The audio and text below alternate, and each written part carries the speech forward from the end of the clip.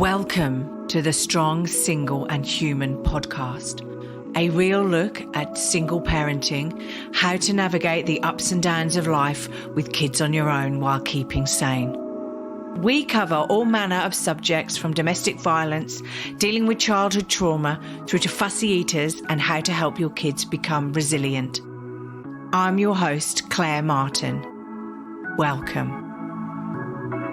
Hey everyone, the network link between Melbourne and Japan for this week's interview was a bit rubbish. So there are parts in this interview that slow down and get a bit Dalek-y. Apologies. Discuss it with the network internet providers here in Australia. That's what I'm going to say. Come on, Uncle Dan, get it sorted. Anyway, hope you enjoy this week's episode. Thanks a lot for listening. This week's guest is a Canadian educator, parent and coach residing in Japan. During a rich career in education spanning 4 decades, she has been dedicated to empowering children. During a rich career in education spanning 4 decades, she has been dedicated to empowering children, parents and teachers to be their best and to do their best. A self-confessed nomad, she has experienced a variety of countries, cultures, both as a teacher and a school leader, and her perspective of the critical role parents play in the life of a child has deeply impacted her mission. She has been on a mission for almost 25 years to understand and then share with others the emotional world of boys and the pressures society places on them. The discord between what's expected and how boys really feel often results in them shutting down their true selves and resorting to misbehaviour, rebellion and depression. In the last 2 years, she has created a business, sonhoodcoaching.com, published 5 online courses, established an online community for parents raising boys called the Sonhood Society Membership. She's also published a book and is co-authoring another, and has used social media to share her knowledge of boys. Hi, welcome, Kathryne Imabayashi. I hope I pronounced that correctly. Welcome to the podcast. Thank you for joining us. Thank you for having me. It's a pleasure. Yeah, no, look, I can't wait. I can't wait to talk to you about bringing up these boys, because I have a boy. It's a mystery. He's a mystery. He's 6, nearly 7, going on 56. And sometimes I don't understand what he's going on about, because I'm a girl. Yeah. So yeah, I have my brain works in a completely different way to his, I think. So look, tell us a little bit about about you and how you got to help parents of boys. Okay. Well, I'm from Canada, and my career has been education, mainly in early years and elementary. So by the time I was almost 30, I was searching for something. I'd gone from the east coast of Canada to the west coast of Canada, various jobs along the way. Wow. And I didn't know what I was going to do next. I'd been there for 6 years, and I just, the 30-year-old crisis, I guess. And I read a book out of the... I'm having a 50-year-old one, so don't worry. I think they're repetitive, maybe each decade. Every 10 years. Yeah. But I read a book. I picked up a book, and it was James Clavell's Shogun. And then I read his whole series. And the book itself fascinated me for some reason. And there was something that just, touched my soul, basically. And I knew by the time I finished that book that I had to move to Japan. Wow. I had no interest or knowledge or experience with anything in the Asian cultures, and nothing with Japan. It just was not in my radar at all. So what was in the book that actually made you think, right, that's it, I've got to go? It's just the way it talked to me. It wasn't modern day, it was historical. So it wasn't so much the content, it was the feeling that I took from the book. I can't explain it any more than I think it was just, put in my hands to put me in the direction that I was supposed to, the path that I was, meant to walk down. So, and I followed that intuitive feeling, and within a matter of 3 months, actually, I packed up and moved to Japan. Didn't know a soul. I did get a job first. I wasn't quite brave enough to do that. But I didn't know anybody. I didn't know the language. I didn't know the culture. I couldn't read. I couldn't write. I couldn't speak. Wow. And it was... and Japan is not the most easiest of languages to not at all. Learn. No. It's like Chinese, isn't it? Well, it's not like Chinese, but with the tonations and things like that. It's difficult. It's really difficult. But what that started me on this path. And I think, when you ask how I got to what I'm doing today and why I'm doing it and why there's this passion and this drive, to me, it's all a whole circle of events that fate. I mean, it kind of sounds really woo-woo, but it's not. And so I came to Japan, and I don't know, maybe after 7 years or down the road anyway, I met a man, and we were friends for about 5 years first, and then started. Wow. Yeah, but because I wasn't interested in, anything permanent. I was never having children. I was a very independent. I grew up during the women's lib. I was having a good time, and I loved my job. Like I loved that, and I loved children. But I always thought I'll adopt. And so I actually took steps not to have children. So when I started this relationship with my current husband, it was going to be my last year in Japan. And I had I wanted to go back to Canada. I wanted to go back to university. I wanted to get into counseling. I had it all planned out, like everything.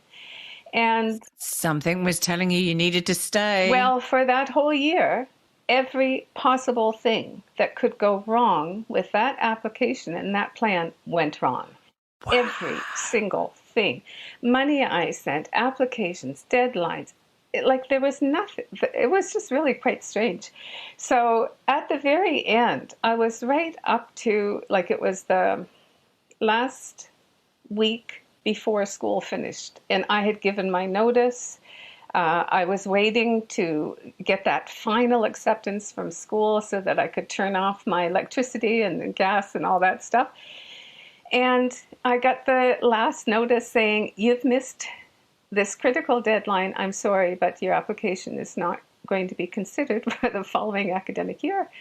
And it was like, and okay, so also during this year, I was having a relationship with my current husband, and he continuously said, "We will get married, we will have children." And I continuously said, "We will not get married, we will not have children. I'm going back to Canada. I can't have children, but this is going to be a great year, and that's going to be it."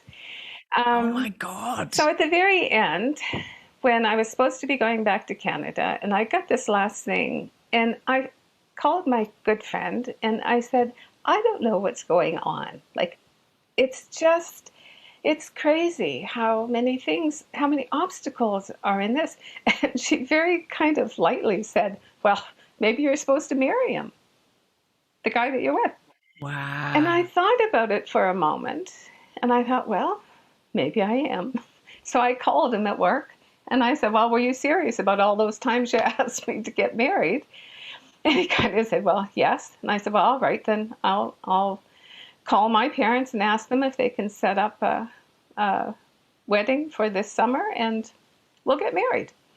And it was just, and I... Oh dear, he took on a lot with you, didn't he? He took on a lot, because you're like that. "No, I'm not marrying you. No. All the time you dated. And then suddenly you go, "Oh, actually." yeah, I do want to marry you. Well, And you're still married. So, I know. That just tells me he knew something I yeah, didn't know. And it yeah. all was right, because if I was thinking about marriage, I don't think that I would have had such a good year with him, because sometimes I think as women, especially, we tend to look so much at the future that we forget to really enjoy the present. So we don't accept everything, we don't give everything. So I think that was one of the pluses. So we got married, and I asked for my job back at the school, got my job back. It was like, it was just this little hiccup that went into the plans. And he also truly believed that we would have children. Wow. It was like, oh my God, this guy is incredible, but it's not happening. Like, I had less than a 0% chance of being able to have a child, to conceive, but I agreed to go and see a specialist because he felt, it was important to him. So I respected that. And went and had a reversal surgery. Magically, like within, the first, after healing, well, I had to get out of the hospital a little bit early to catch the plane to go home and get married. And then we came back, and I had to wait a month to get off some other medication. And then we tried to conceive, and the first time that window was open, this little guy jumped in.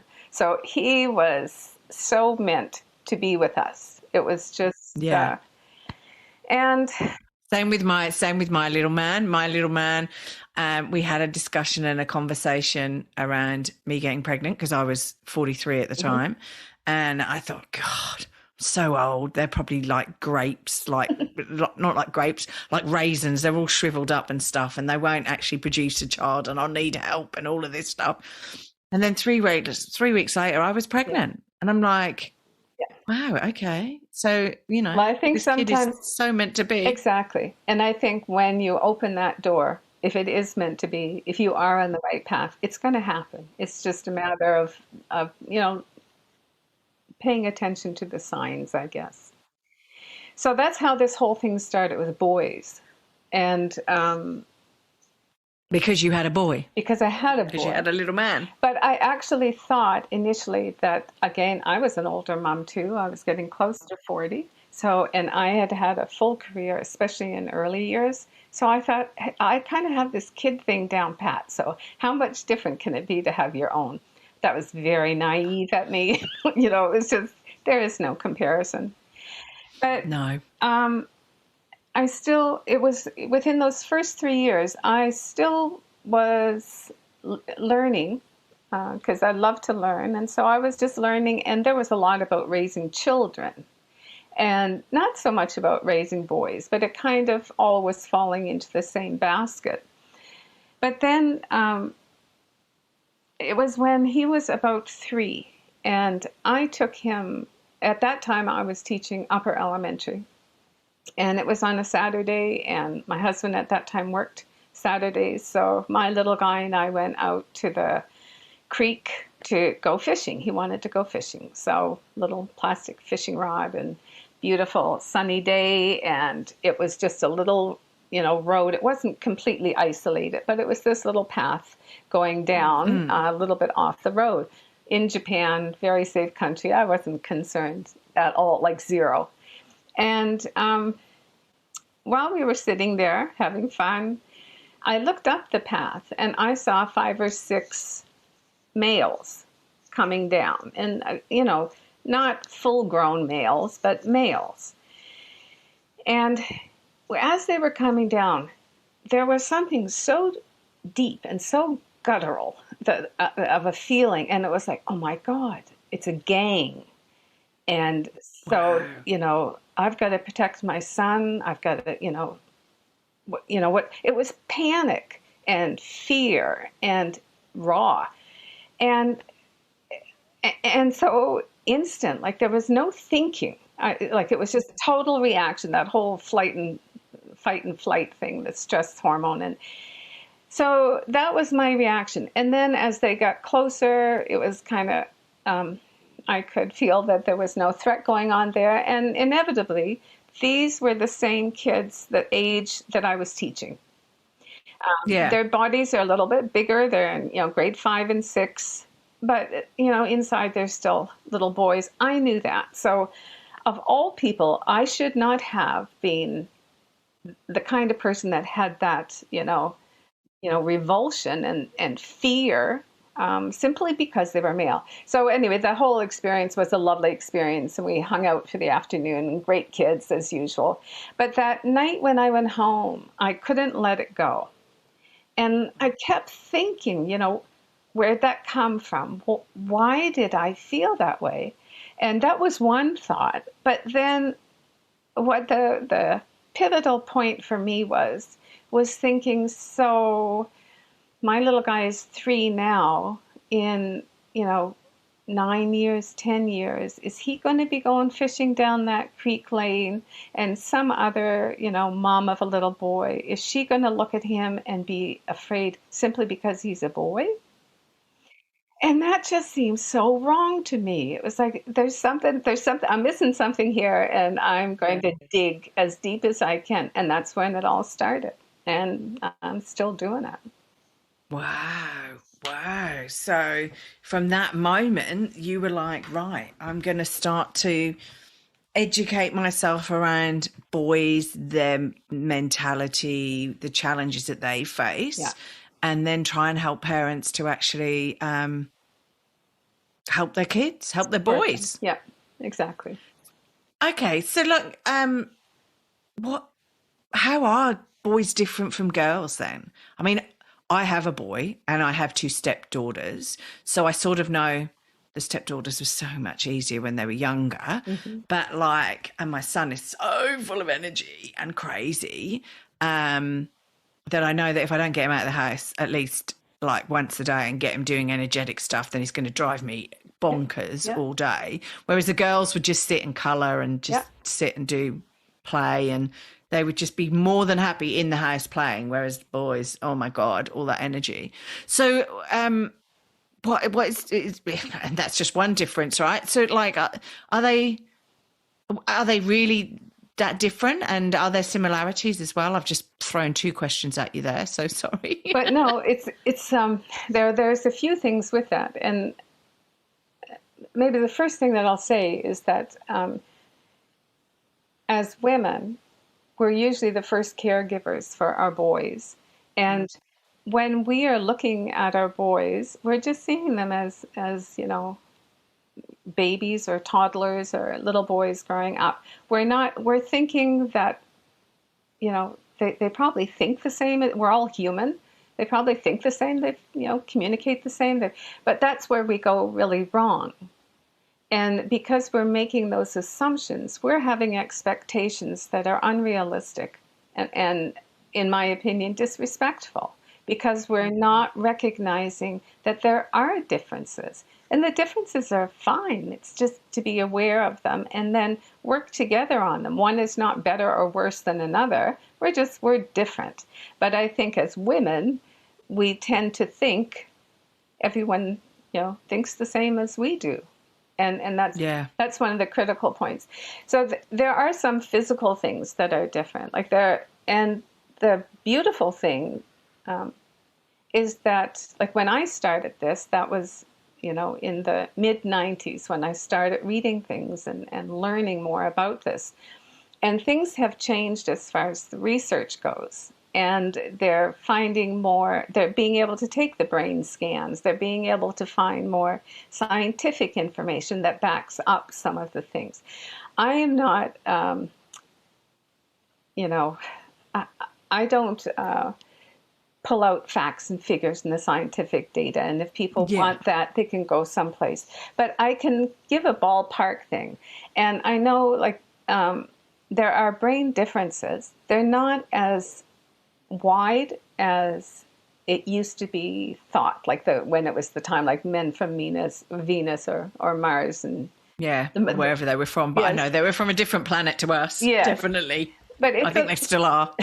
Well, in some ways, but there's something there too. So one of the differences that influences things like communication and thinking processing, is connected with the amount of gray matter and the white matter in our brains. So the males have about 6.5% more gray matter, and women have about 10% more white matter. And that's Wow. all connected with different, like you can research it and find there's so much information right now. But it helps you understand how communication is different, how the thinking is different. And it just, when you have that understanding, then you look for different ways to communicate and to, Yeah. So some of that with the brain is just very,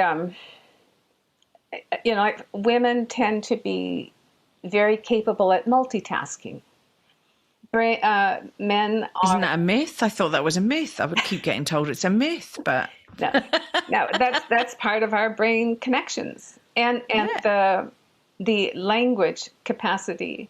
That part of our brain works differently than for males. So males are much more able to totally focus on one thing, like totally and really wonderfully, and we can do a million and one things at a time. yeah. With hearing, there's physical differences with hearing, and it's got to do with the sound level. So it's what was it for boys? The comfortable level for speech is 42 decibels. So that also can be looked up. And for girls, it's 36. So what that boils down to. So is it so sorry? Is it that sorry to interrupt you? Is it this? Is it that the lower decibels is the higher the voice? It's the sound. So, for example, if I'm a female teacher, and I have some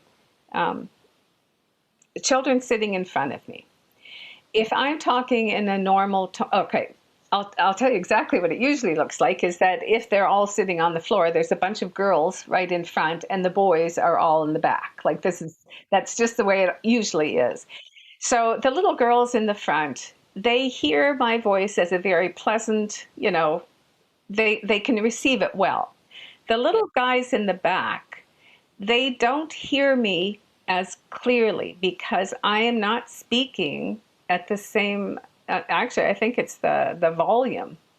Oh, okay. Is it a bit like the Charlie Brown teacher that goes wah wah wah wah wah wah wah wah wah wah? Well, Is it a bit like Charlie Brown understanding his teacher as such? It could be, because if they have to really work to stay focused and listen, that's not going to last very long. So they're going to either be distracted to other things, or they're going to start to doodle, or just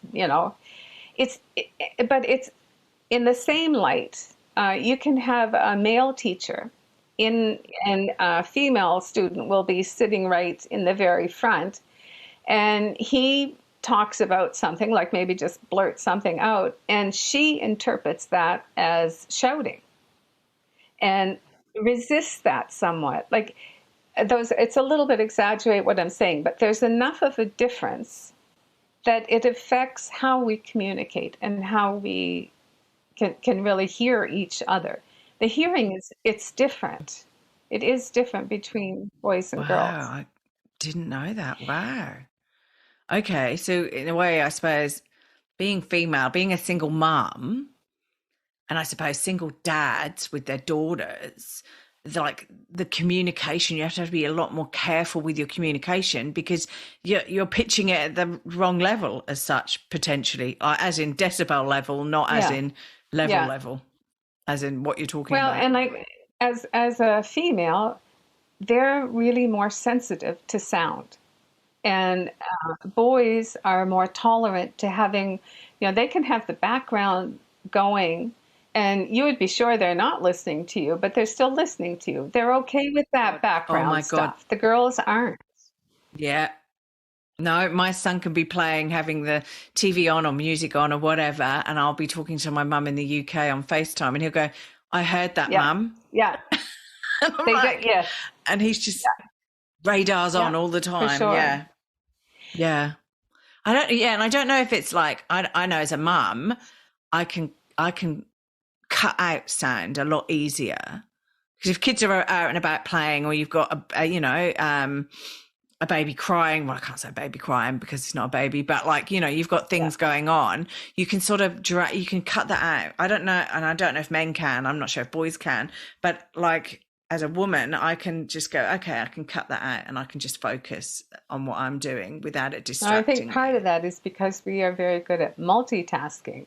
So we know if that sound is a dangerous sound that we need to pay attention to, or it's just background sound. And so if that doesn't need to be where our attention goes, we can let that go. That's what I would interpret that. See? Yeah, no, fair enough. Fair enough. So, okay. So then how do we communicate to these awesome, fantastic, crazy, full of energy little boys Well, then?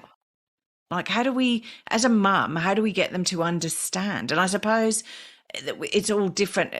I suppose you communicate differently at different stages as well, because teenagers would be so mhm. different to, my son's level to toddlers, I But I think the suppose. first thing is on us. The first thing is for us Mm. to learn more, to be aware of different things, and not expect it to be the same as it would be if he was a girl.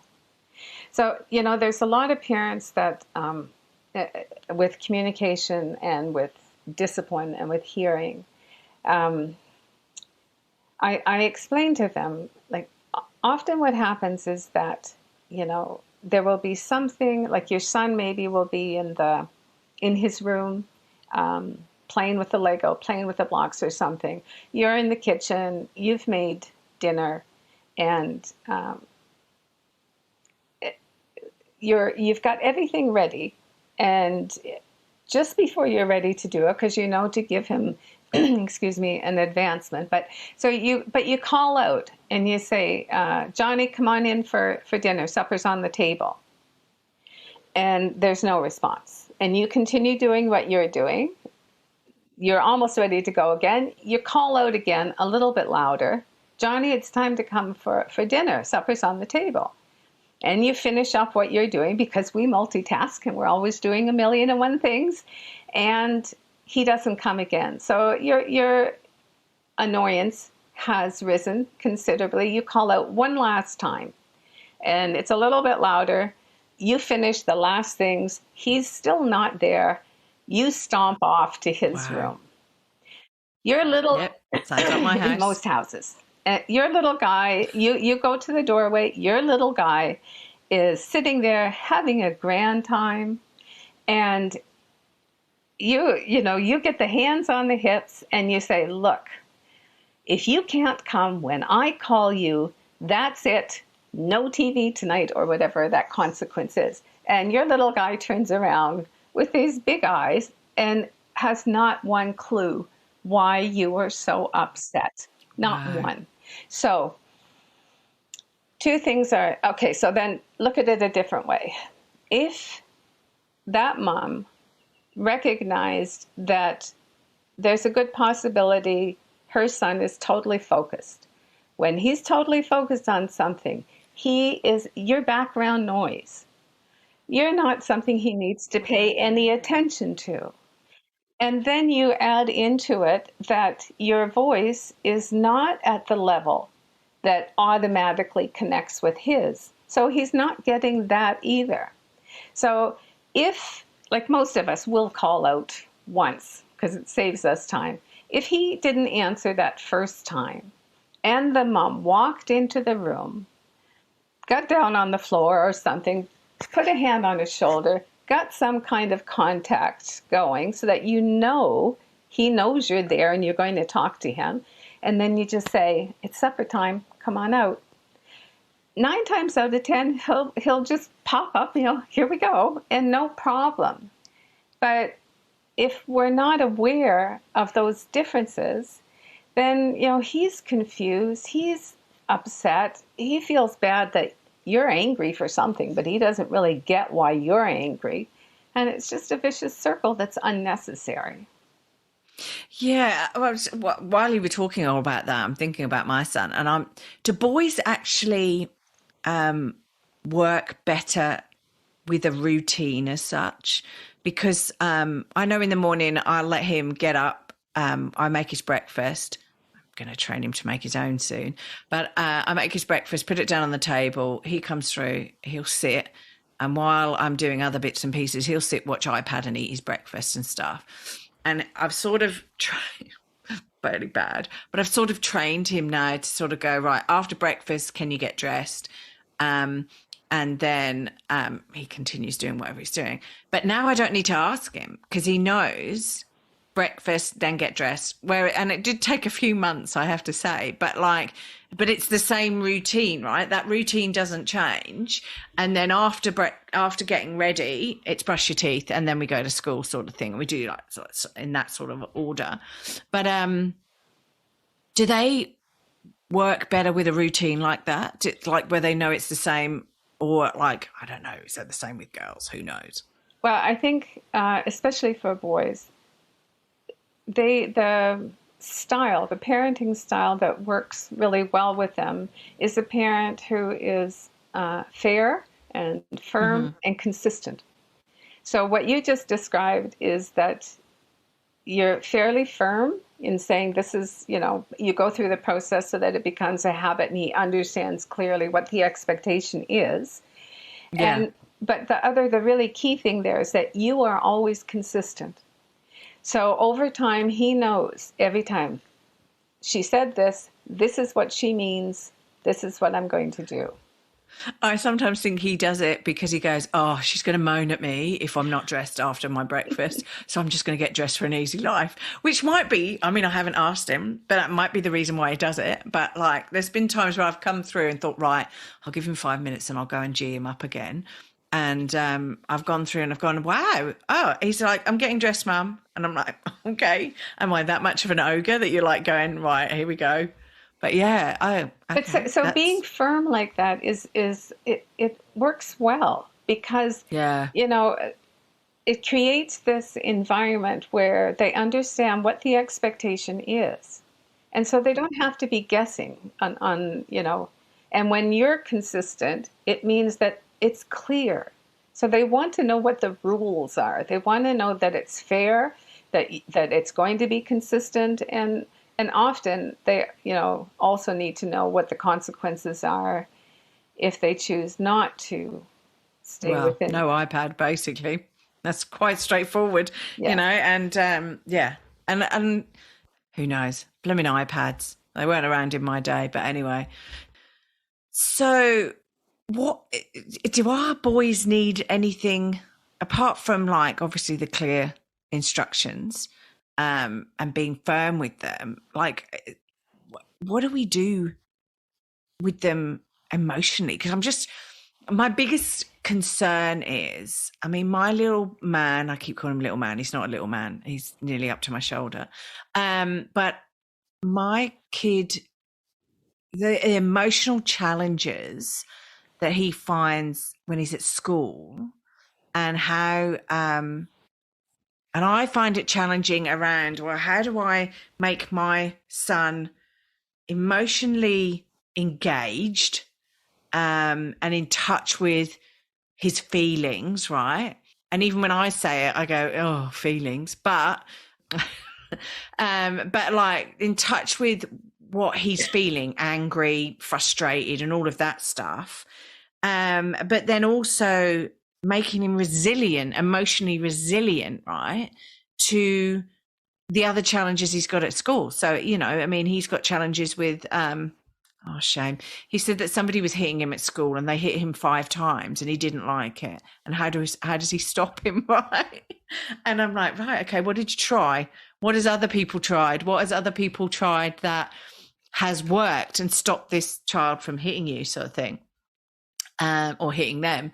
And so we sort of worked through the problem that way. But like, how do I help him with all of these emotions? Sorry, and I've bombarded you with a lot No, there. well, then there's so many different things there. So, okay. So one of the things is connect. Okay, no, I'll go right to the school part of it. Okay, deal with the school thing, and then we'll deal with school is. Although there have been some changes, some improvement, the educational system is so slow at making real change. So the system is geared for female learners. So, well, wow. it is. I mean, teachers love having the little girls because they like to sit there, they like to listen, they like to draw things, they play school when they go home. And they are developmentally up to 2 years ahead of boys. So you have these, especially when you're in the early years and the early elementary years, especially, you have these little guys who naturally need to move their bodies. They need to be really active. They learn best when they're doing something, when they're involved in fine motor skills that are required for holding your pencil right and doing all those things. So you take that part that the system really isn't geared for their kind of learning. They're in classes that are put together based on age, but girls and boys are developmentally different at the same age. And then you add on to that in those younger school years, usually it's the female teachers. Yeah. We're lucky. We do have some male teachers, but little guys we'll get some of them in the elementary. Yeah. Oh, no, most of those are female, like under 5, probably majority were female. So when he was at daycare and kinder and stuff like that, yeah. But we have got some grade 2 teachers who are male, which is great, and stuff like that. So from my perspective as a single mum, I'm going, this is fantastic because he doesn't really have too many other male role models in his life. So that's a real bonus to actually have that element there at school. Yeah, it is. It's but again, it's understanding what the boys need, and I don't think that is as clear. So from a school perspective, sitting here listening to what you were saying, is it more advantageous to send your child to a single-sex school, so to a boys' school or a girls' school? And I have no opinions on this. My view, I do have one opinion on it, and my one opinion is I send my son to a mixed school so he actually understands how to interact with girls. Yeah. But I'm not sure he does anyway. But at least he has a interaction. Now, whether he goes to a all boys school when he gets to high school, because I need him to then focus on educational stuff and not the girls stuff, but that's maybe not going to matter anyway. That'll happen whatever happens. But yeah. Well, there's a whole bunch of research on both sides saying that it's a good thing. It's not a good thing. Having a combination, which is something I really quite like, where you have at certain grade levels, maybe some subjects that are single sex. And there, for the single sex schools, there are some schools that do it an awful lot better than others. There are some that have next door the other sex school so that they can still provide opportunities for social engagement. So there's a whole variety of opportunities, I guess. So yeah, I don't know so much about that. So it's sort of a mixed view from the research anyway, that it's there are advantages and there are disadvantages basically in both. So and I think just like anything else, you have to weigh some of the pros and cons based on, if you think this school is a really good choice, then you need to go to that school and make sure, your interview time and research time, Yeah. and make sure that your values and their values line up. So you might have a Yeah. prestigious boys' school, but their values don't match your values. And so then it's not the Yeah. right match for you. So it is so, individualized. It's hard to give, some kind of a blanket. Oh, yeah, no, and like everyone's, I mean, I have views about private schools and public schools. We have a lot of private schools where you pay for tuition here for your child to go to school, and I see the advantage with all the facilities and all the opportunities that are there, but I also see the disadvantages of putting extra pressure on children that potentially, if you're paying 30,000 a year for them to go to school, and they're not doing particularly very well, is extra pressure on top of them that they don't maybe need to have. But then some kids thrive at it. So it's like you say, it's like going and having your own look around and investigation. So yeah, no, that's fair enough. Yeah. So, okay. So we sort of got off the subject a bit there, but anyway, so how do we how do we help our kids? Sorry, Yeah. there's one thing that I kept meaning to get back to, because it touches on everything that we've talked about. And it's this concept of the boy code, or that's what it was called before. Sometimes now it's called the man box. But it basically, that is the rules that society says on how a male should behave and how they should feel. So when you're looking at, especially at younger boys, and as they're starting through the educational system, they are, and sometimes it happens within families as well, depending on what your own biases are, what your own gender biases, what your biases are, how you have been raised, or how you view men yourself will affect how you parent often. So this code tells little boy strong and stoic. It's that phrase, boys will be boys. And so that says some behavior is okay. Anything that is rough or aggressive or physical, that's just boys. That's the way boys are. It's, that the boy code says that, well, from the moms, so that they're not considered to be sissies or, mama's boys, or that kind of a thing. Little boys, males, shouldn't show their vulnerable emotions. And so that's when, people say things like, don't cry, boys don't cry, or suck it up, buttercup, those kind of things. Yeah. So what happens is that you get these males who start out as these pure, beautiful individual beings, and they keep going through and they keep running into situations where what they're truly feeling inside and what is acceptable for them to show, there becomes a bigger and bigger gap. So they start to learn that, okay, if I fall down and I hurt myself, I better not cry, because then so-and-so is going to make fun of me and call me a girl and, all this kind of stuff. So he has to put on some kind of a mask. And each time that he realizes that something that is deep and vulnerable for him and true, it's authentic, those feelings, those emotions, but it's not okay to show them in the outer world, then he has to put on more masks. And the more masks that get put on, eventually that male is going to become more hardened, because they're pushing down all of their, their real self, and adapting to what the expectations are from others. And that affects everything. Yeah, I'm amazed at how young. I mean, my son is grade 1, so he's 6. Yeah.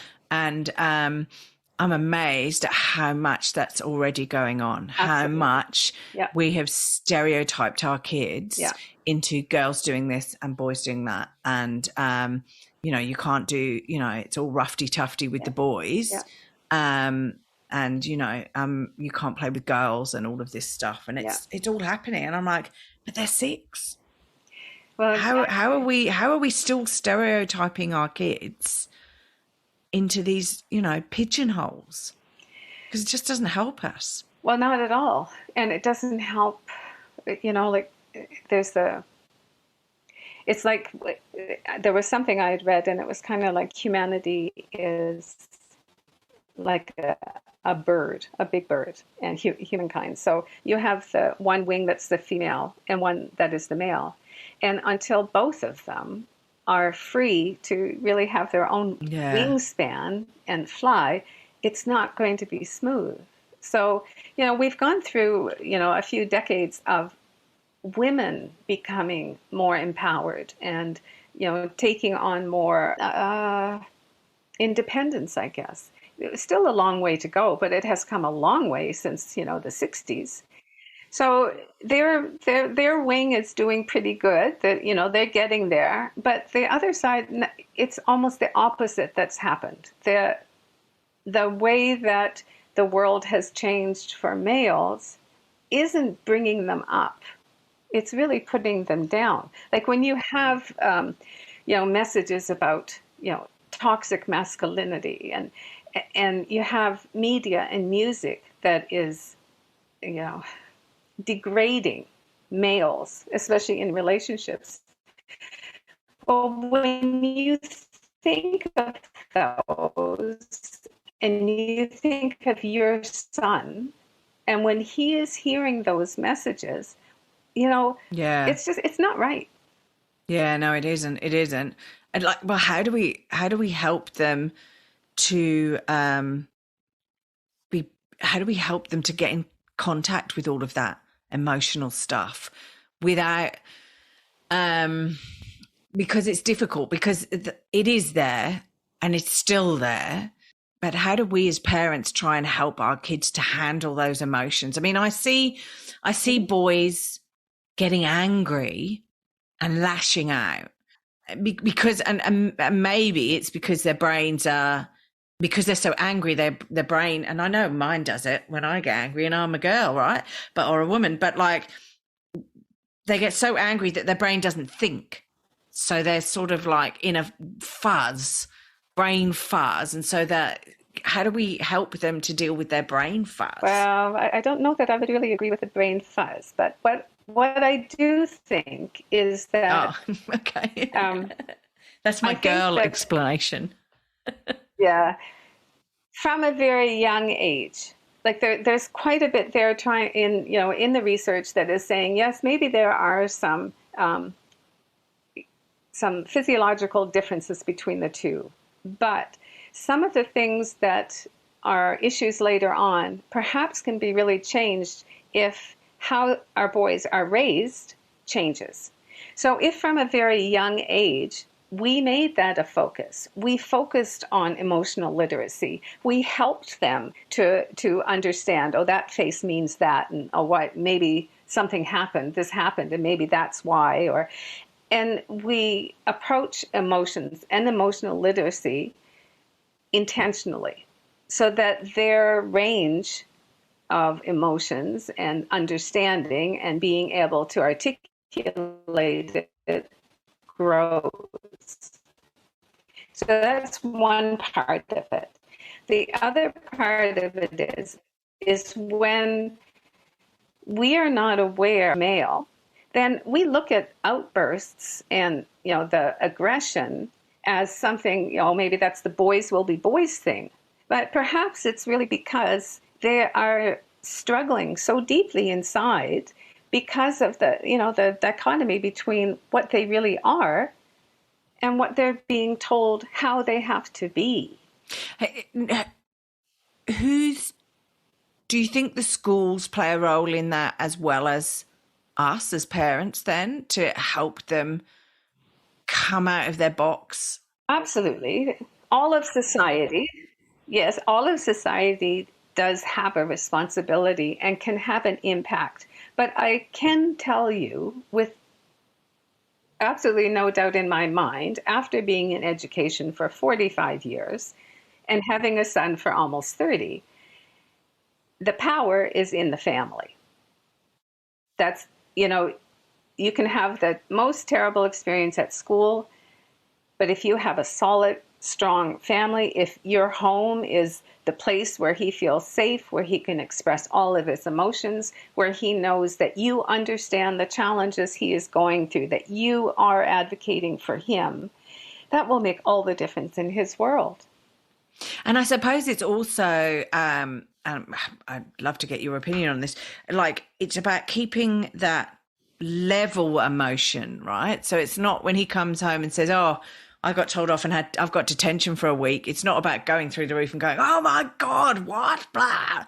But actually going, okay, well, and trying to keep your emotions as a mum who wants to murder him because he got detention, like trying to keep your emotions like level so that he can feel that he can tell you stuff like that and you're not going to go off the deep end. So that then when it comes to the more important that's stuff. When, yeah, sorry to interrupt. So that's kind of it. Like there's something, a strategy, I guess, in working with boys, especially after there's been some kind of a major experience or big emotions have happened. And as women, if I have a really big problem with you, I want to face you directly and I want to talk it out. And with boys, males, not males, there's something that they call a timed silence. And so say you pick up your son at school and he's had detention and he is just angry. Like he gets in that car, slams the door. He is just out of it. The worst thing that a parent can do is start. That's the worst thing. That little boy needs time.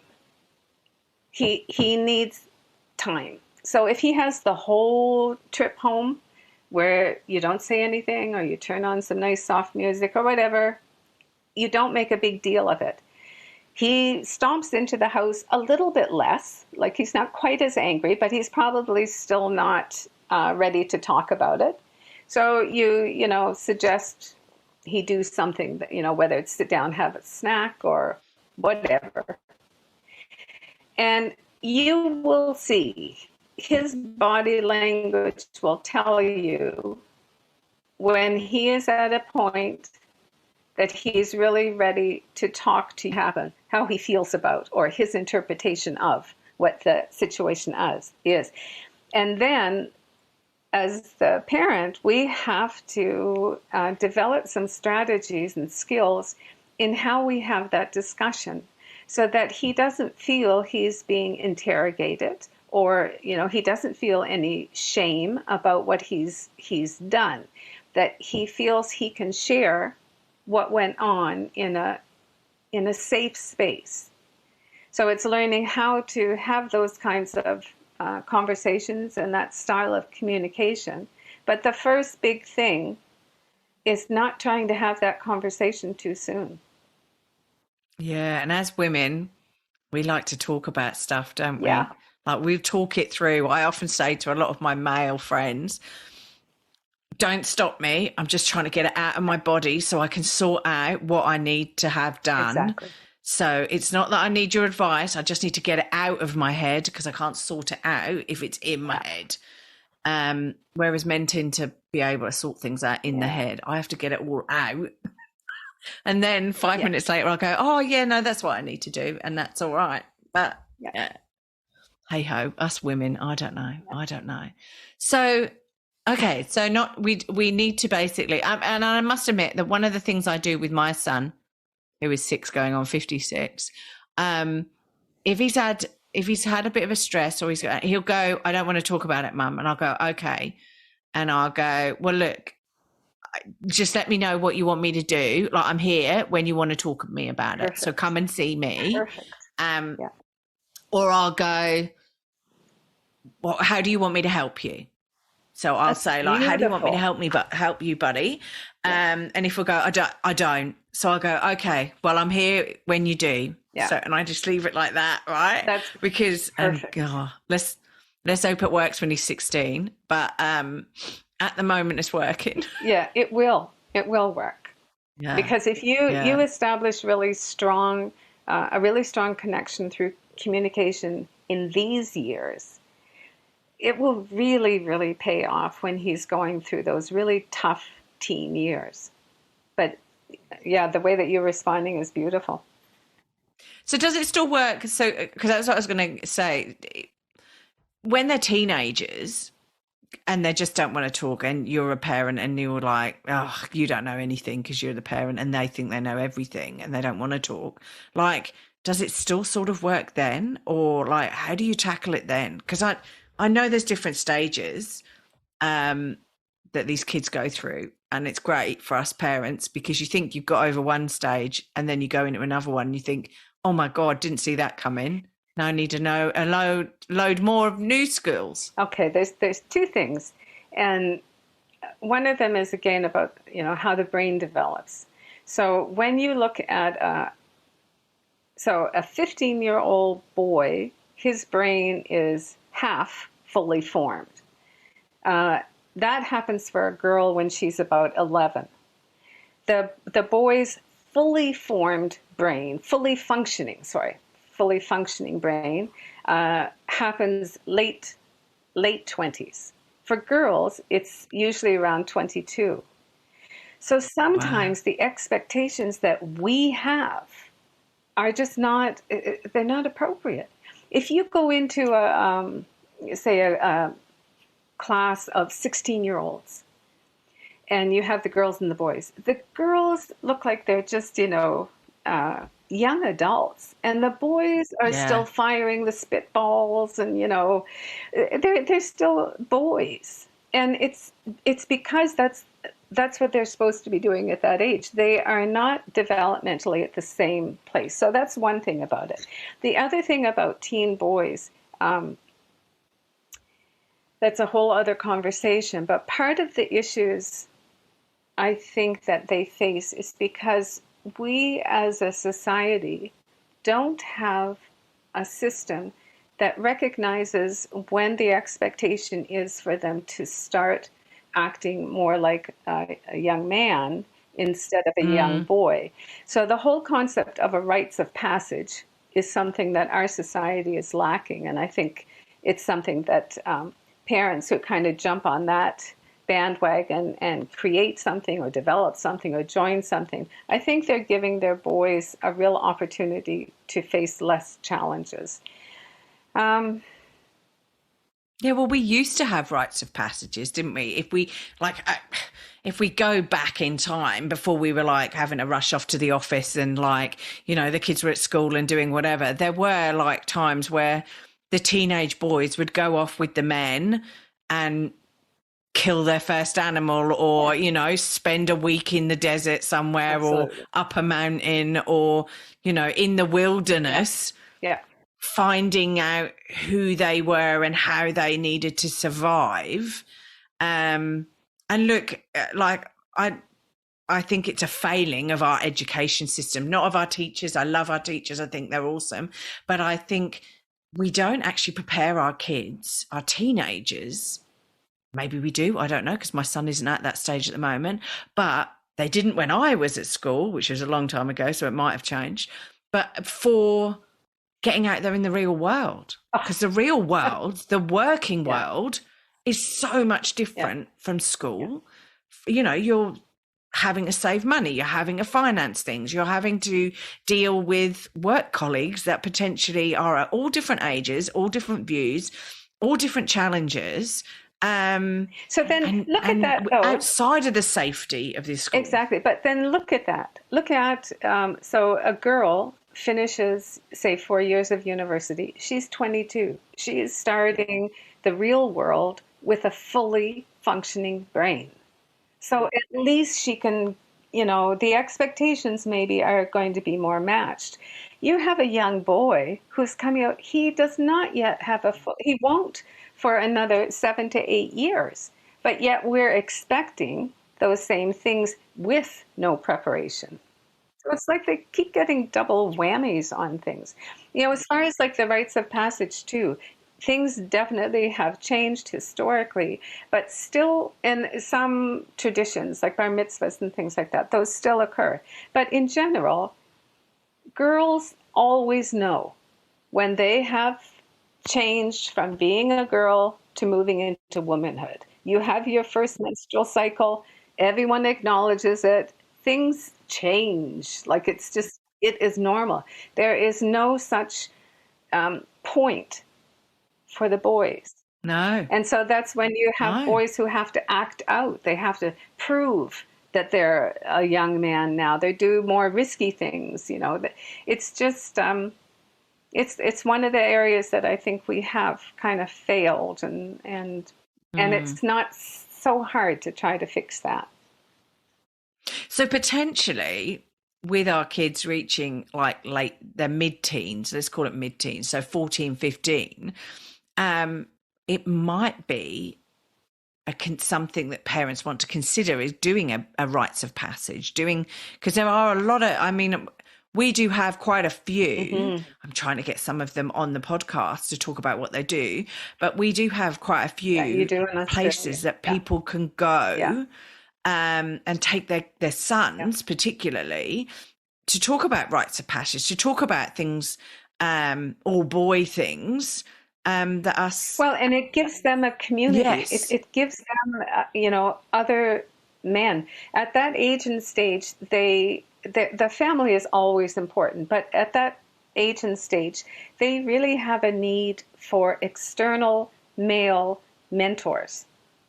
So whether it's the uncle or, it's the guy from the church or whoever it is. So when you have what the kind of rites of passage you're talking about, that creates a group of people that he connects with, that he's, he doesn't have to go through all this stuff. Some people or some thinking is that, yes, the 15, 16-year-olds is the time to do it. Others think, it's younger than that. Yeah. I made one for our son when he was 13. Oh, wow. But there was no access to anything. We were living in a foreign country. It was but it was something. And it was a group of, eight close men and I think I actually sit there and I look at it and I go, from between the ages of 18 and 24 to a certain extent, I don't know what there is out there for boys, right? Because school finishes, so their group of friends from school finishes.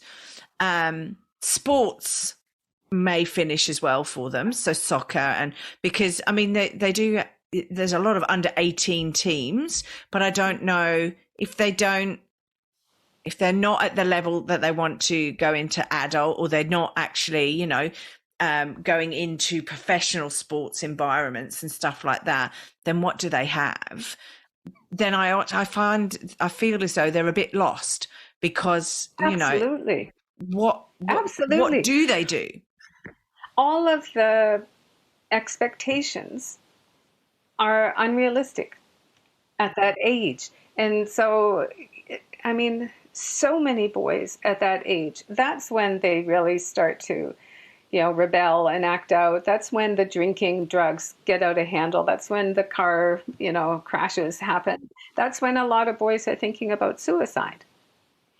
So there definitely can be a lot more support through that time. But the more you understand, all these little things make a huge difference when you understand them, so that your expectations are, reasonable. Then you can support your son better. Yeah, because you've actually, so you've got like 5 online courses around supporting boys, and you're like, you've written books and things like that as well, or co-authored books. So how do our listeners connect in with you and like find out about these courses and like find out about these books? And you've got loads of knowledge on your website as well, haven't you? Yeah, on the website anyone who's really interested in this, it's a good starting point. So it will give you some statistics. It'll give you some stories. There's a blog on there with some, different information. All the courses, coaching, everything is on there. there are links on that take you to the social media. There's one free giveaway that's connected with the website. But also, if you go onto the Instagram page, the link tree that opens up everything, it's all that stuff. I think right now, there's 3 different free giveaways there that are connected with different aspects of boys. So I would recommend, anyone who's really interested and has the time, go pull these free things and just explore it a little bit and, find out what resonates. And go from there. So your website is www.sonhoodcoaching.com? That's right. Yes. So son as in S-O-N, hood yes. as in the hood, H-O-D-O-O-D, and then coaching.com. That's right. Cool. No, that's awesome. Look, thank you for coming on the podcast and speaking to us about all of this. Boys do need, and I think in this day and age, they need just as much help as girls, if not more, because, girls are getting in there and saying, well, this is my body and I want to be able to do whatever. And I don't see the boys getting out there. There's a lot of boys who are being quiet and not actually talking about male suicides, teen suicides, and all of those various different things that I've covered on the podcast previously. And I think they need help. Those poor boys, poor kids need our help. Maybe if we can help them in the younger years, it'll help them in their teen years. That's what I'm hoping. Definitely what I'm hoping. Yeah. But yeah, so look, thank you. Thank you so much, Kathryne. I've got one final question for you, though, and I'm wondering what it will be. And it can't be your own book. But what book would you recommend to my listeners and why? Easy. Real Boys by Dr. William Pollock. That was the first book that I read. He wrote it in mid to late 70s. He's with Harvard Men's Institute. He's got the Real Boys book. He's got the Real Boy Voices, which is all the interviews that he did with these males. And then he's got a Real Boys workbook, which helps the men who are raising boys go through their own history so that patterns can be changed. He's the one that started it all for me. His information is just as valid now as it was before. And he is the first one that I heard that term, the boy code. He is just brilliant. And that would be the book. I've had 3 copies of that since the first time I bought it. Yeah. Wow. Okay. Right. Well, I'll add a link if it'll still be in print. Oh, yes, it is. Yeah. Still in print. I'll add a link to the sites where people can get it from, and we'll go from there. Cool. Okay. Well, look, thank you so much. It's what is it now? It's probably mid-morning in Japan. It is. Yeah, mid-morning in Japan, nearly getting on for lunchtime, I would imagine. That's right, and you're only a few hours ahead, which is great for me because normally I'm talking to people in the States and it's nighttime for them and morning for me and stuff. Yeah. Look, thank you so much for coming on the podcast again. It's been a pleasure talking to you. Maybe we'll get you back and delve in a little bit more detail into some of the things we've covered. I feel we've only just got to the tip of the iceberg and there's so much more below it that we could investigate and look there at. Is. I'm very grateful though that you gave me this opportunity because that's kind of what I just want people to help the boys and to help parents who really want to help their boys and don't know how to. Yeah. No, I agree. They're definitely complex little human beings. Yeah. Just like girls. I think girls get worse as they get older, though, in their teenage years, from 11 upwards. They're different. They're just different. Hey-ho. They are. We are. Yeah. We're different. I'm quite pleased I'm a girl, but I'm glad I'm not a boy. But no, you're right. It's just different challenges, and we need to educate our kids in the way they need to be educated, like, you know, boys and girls. So girls, you know, need to be educated. Maybe it's slightly different to boys in certain subjects, like you say. Or maybe it's boys starting a year or two later. Yeah. You know? Yeah, I didn't push I must admit, we do get that choice here in Australia. Do you hold your child back a year, or do you, you know, let them start like when they earlier? Can. Yeah.